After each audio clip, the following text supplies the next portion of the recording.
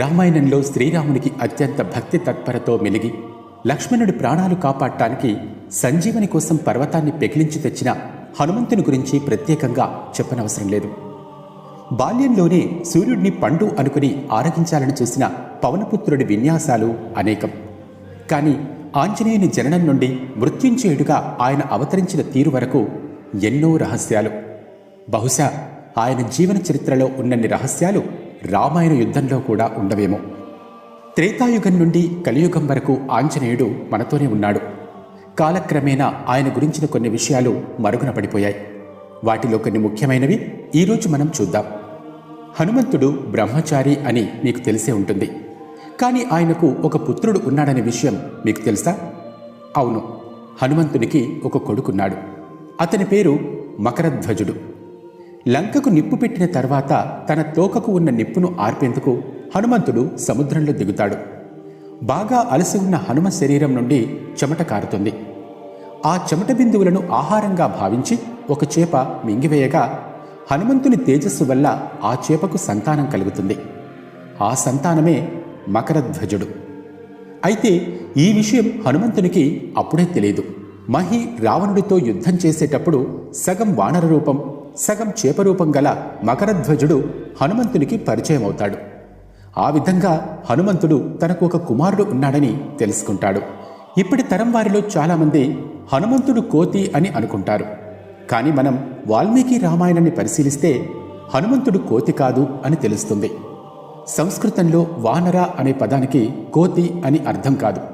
కోతిని సంస్కృతంలో కపి అని పిలుస్తారు.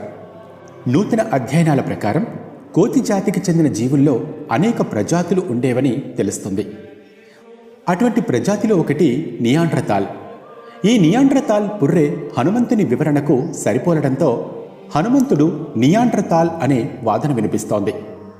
హనుమంతుడిని శివుని యొక్క 11వ రుద్ర అవతారంగా భావిస్తారు. రాక్షస సమాహారం, ధర్మస్థాపన కోసం శ్రీ మహావిష్ణువు రాముడిగా జన్మించారు. అదే సమయంలో ఇతర దేవతలు కూడా రామునికి సేవ చేయటానికి, సహాయం చేయటానికి అవతారమెత్తారు. శంకరుడికి మహావిష్ణువు యొక్క సేవ చేయవలసిన కారణం వల్ల ఆయన హనుమంతునిగా భూమిపై అంజని మరియు కేసరి దంపతులకు జన్మించారు. ఈ క్రమంలోనే ఆయన శ్రీరామునికి భక్తితో సేవ చేశారు. రావణ సంహారానికి సహాయం చేశారు. త్రేతాయుగంలో ఆంజనేయుడు శ్రీరాముని కోసం సీతమ్మను అన్వేషిస్తూ వెళ్తాడు. అప్పుడే ఆయనకు సీతాదేవి లంకలో ఉందని తెలుస్తుంది. లంకకు చేరుకుని సీతమ్మకు రాముని గురించి సమాచారం అందిస్తాడు ఆంజనేయుడు. తన పతి గురించి సమాచారం అందించినందుకు సంతోషించే సీతమ్మ ఆంజనేయుడిని చిరంజీవిగా వర్ధిల్లమని దీవిస్తుంది. ఈ వరమహిమ ద్వారా ఆయన కలియుగం అంతరించే వరకు భూమిపై ఉంటారు. శ్రీ మహావిష్ణువు 10వ అవతారమైన కల్కి అవతారానికి కూడా సహాయం చేస్తాడు. కల్కి అవతారంతో కలిసి అధర్మంతో ప్రవర్తిస్తున్న మానవులను మట్టు పెడతాడు. హంపీలోని రామమందిరం దగ్గర మాతంగ పర్వతం ఉంది. పురాణాల ప్రకారం మాతంగ ఋషి ఆశ్రమంలోనే హనుమంతుడు జన్మించాడు. చైత్రమాసంలోని శుక్ల పౌర్ణమి నాడు ఆయన జన్మించాడు. ఈనాటికి కూడా ఆయన జన్మస్థలాన్ని తెలుపుతూ ఆ పర్వతం మీద దేవాలయం ఉంటుంది. శ్రీరాముడు హనుమంతుడికి బ్రహ్మ అవుతావని వరమిస్తాడు. బ్రహ్మ 100 దివ్య సంవత్సరాలు ఆ స్థానంలో కొనసాగుతాడు. ఆ తర్వాత మోక్షం ప్రాప్తిస్తుంది. ఆ తర్వాత కొత్త దివ్య పురుషుడును బ్రహ్మగా ఆ స్థానంలో ఉంచడం జరుగుతుంది. ప్రస్తుతం మనం బ్రహ్మ యొక్క 51వ సంవత్సరంలోని మొదటి రోజులో జీవిస్తున్నాం. అంటే ప్రస్తుత బ్రహ్మమోక్షం పొందటానికి ఇంకా 49 దివ్య సంవత్సరాలు ఉన్నాయి. ఆయనకు మోక్షప్రాప్తి కలిగిన తర్వాత శ్రీరాముని వరప్రసాదం ద్వారా హనుమంతుడు బ్రహ్మగా అవతరిస్తాడు.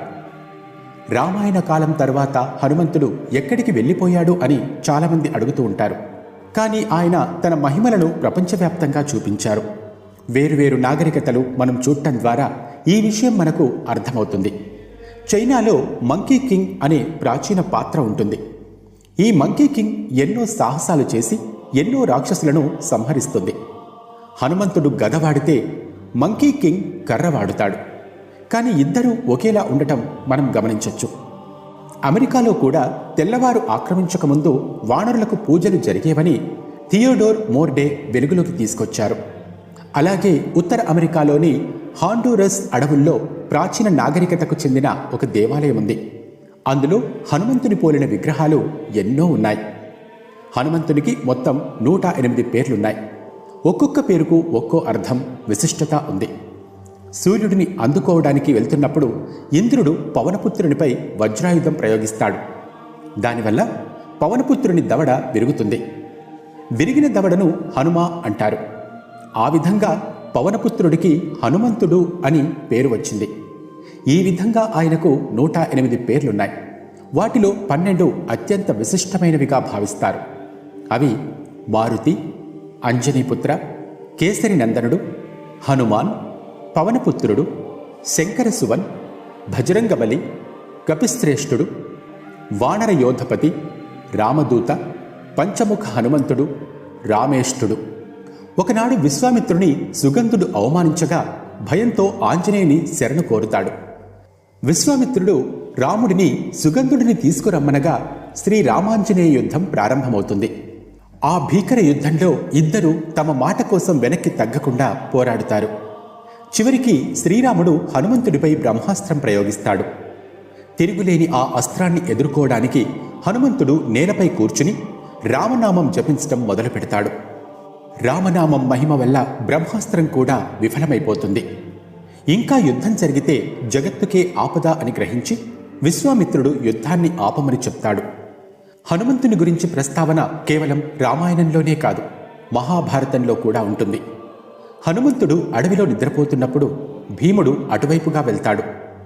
భీముడు వెళ్లాల్సిన మార్గానికి అడ్డుగా వానరం తోక ఉండటంతో ఆయనకు కోపం వస్తుంది.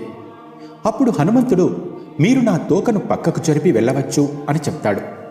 తన ముందు ఉన్నది హనుమంతుడు అని గ్రహించని భీముడు తోకను కదల్చడానికి ఎన్నో ప్రయత్నాలు చేస్తాడు. కానీ తోక కదలదు. అప్పుడు భీముడికి అర్థమవుతుంది తన ముందున్నది కేవలం వానరం కాదు, హనుమంతుడు అని. భీముడు ఆయన తప్పును తెలుసుకుని హనుమంతుని ఆశీస్సులతో ముందుకు వెళ్తాడు. అదేవిధంగా కురుక్షేత్ర యుద్ధంలో అర్జునుడి రథంపై ఉన్న జెండాలో హనుమంతుడు ఉండటం మనం గమనించవచ్చు. జెండాపై కపిరాజు అనే ప్రముఖ పద్యం ఇక్కడి నుండి పుట్టిందే. యుద్ధం ముగిసిన తర్వాత హనుమంతుడు ఆ రథాన్ని వీడి వెళ్ళిపోగా ఆ రథం శక్తిహీనమైపోతుంది. ఎంతటి భయంకరమైన అస్త్రాలు ప్రయోగించినప్పటికీ హనుమంతుడు ఉన్నంత వరకు రథానికి ఏమీ అవలేదు. ఆయన నిష్క్రమించిన తర్వాత అది బూడిద అయిపోయిందని చెప్తారు. ఫ్రెండ్స్, ఇవి హనుమంతుడి గురించిన కొన్ని విశేషాలు. ఇవి మీకు బాగా నచ్చాయని ఆశిస్తున్నాను. ఈ వీడియో మీకు నచ్చినట్లయితే లైక్ చేయండి, షేర్ చేయండి. మీకు ఎల్లప్పుడూ ఆ హనుమంతుడి దివ్యాశీస్సులు ఉండాలని కోరుకుంటూ జై శ్రీరామ్.